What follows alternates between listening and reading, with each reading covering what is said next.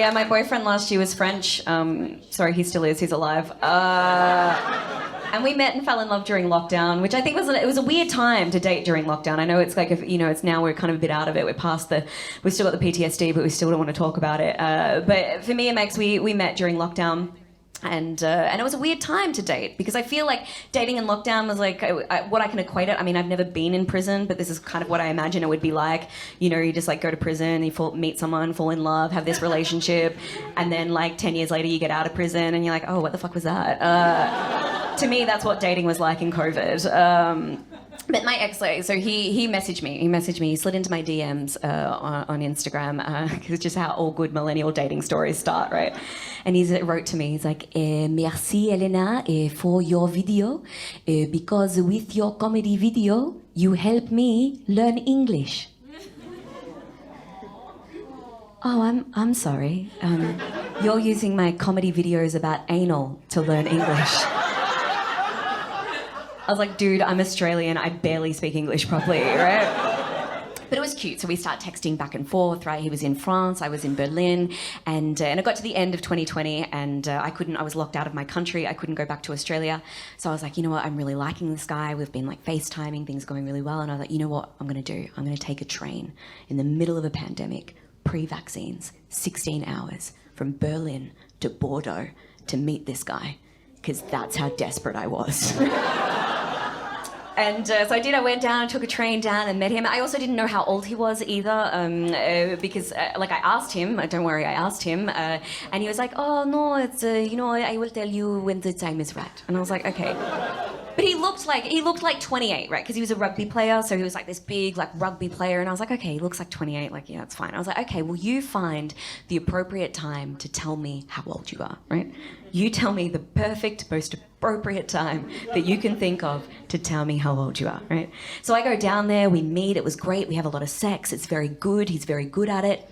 And I was like, well, he's very good at it, so he must be 28, because I thought age equaled experience, right?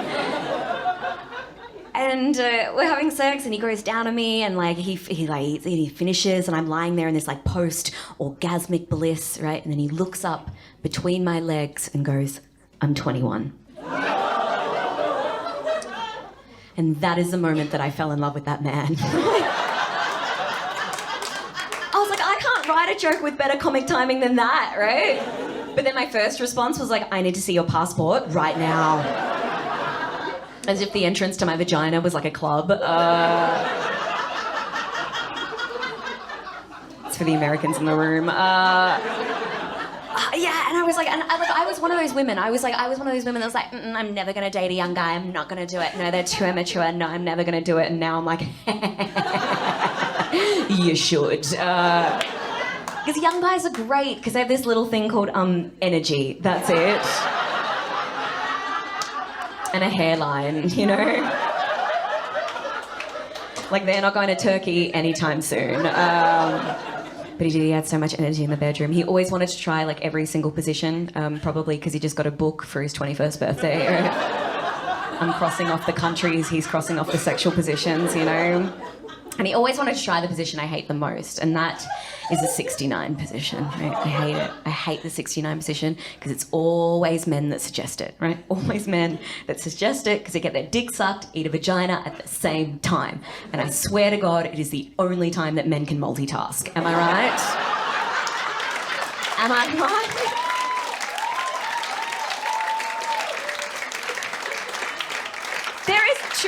There is too much going on. It's like... I think the only people who enjoy this position are people with ADHD, right? Boyfriend wants to try 69? Try Ritalin. Yeah. It's too much, right? And the thing is, like men, you get a beautiful vagina to look at. Beautiful pussy, mwah, beautiful vulva, mwah, mwah, always beautiful. Never smells, never bits of toilet paper, always beautiful. The men like that joke. What a weekend. Dick, balls, asshole. The trifecta. Like our only saving grace is that little bit of skin between the balls and the asshole, you know, and you just like stare off into it like a vast ocean. hoping that everything is going to be okay. Whenever I'm in this position, which is never a lot, by the way, I always think about that scene from The Lion King, you know, when Simba is talking to Mufasa. It's like, Father, what is that shadowy land over there?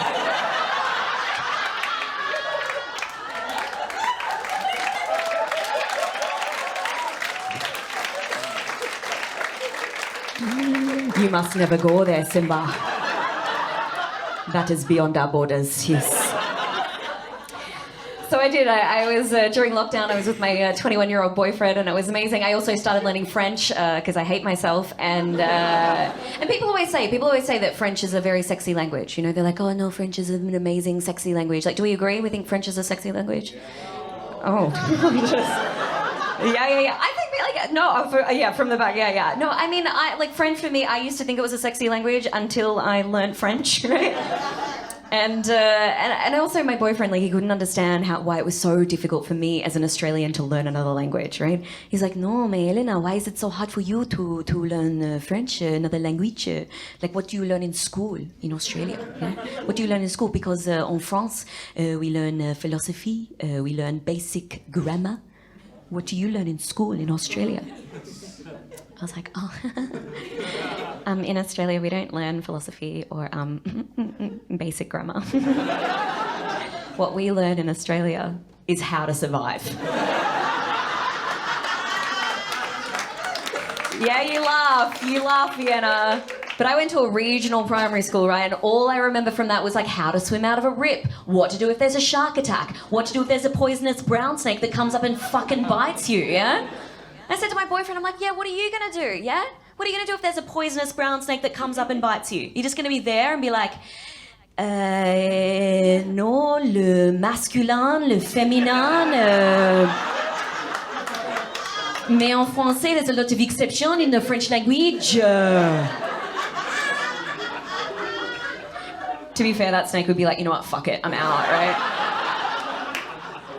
I don't know. But there is this thing, they do say the French make everything sound sexy, which I do agree with. And when I first moved from Germany to France, there was a guy, I was talking to a French guy, and he's like, oui, Elena, you came from Germany with the Hitler. What? You know, Elena, the Hitler? No. You know, Elena, the Nazis? I was like, oh, Hitler. How the fuck do you make Hitler sound good? Right? The Hitler, ooh la la. Like, French is the only language that can make Hitler sound like a successful painter, you know? It's the only language. Sounds like he lives in Montmartre, I don't know. But the other thing that French makes sound really good, which I think, is STDs. Now, hear me out on this, right? Because, like, STDs, they've had a bit of a bad rap the last couple of years. Like, no one's worried about that virus, you know? Like, they're all worried about the other fucking virus. They're not all getting, you know, they're all getting swabbed up here instead of swabbed down there, right? So I think we should just say all the STDs in French, right? Because it sounds better. You say it in English. Okay, take herpes, for example. You say, like, oh, I have herpes. People will be like, say it in French. I have herpes. It's high fashion. Haute couture. It's expensive. That's what that is, right? That's my favourite joke I've ever written, but it's a very niche high fashion joke, right? So if you don't get it, the next time you go to, like, you know, the rich street here in Vienna, like whatever, and you see that store like Hermes, but it's actually Hermes, Herpes. Same. It's a slow burn, just like herpes. It's a good time. I don't know.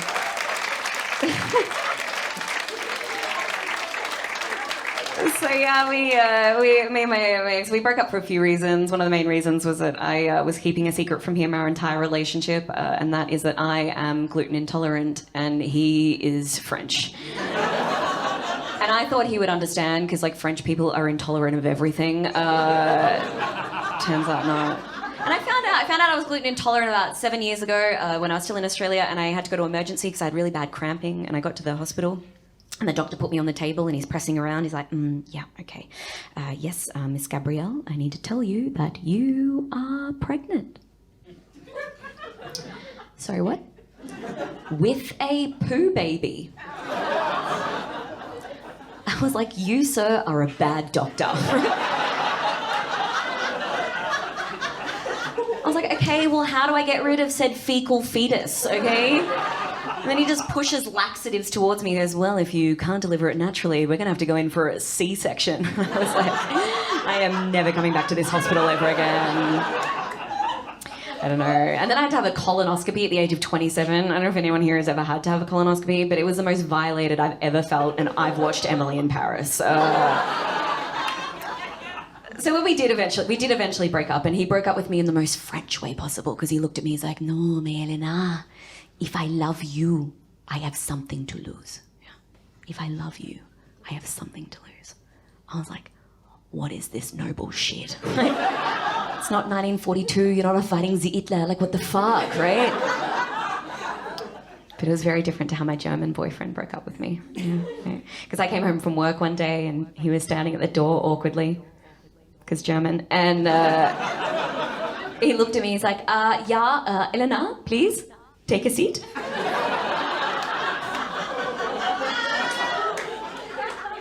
was like, are we going to talk about the recycling again?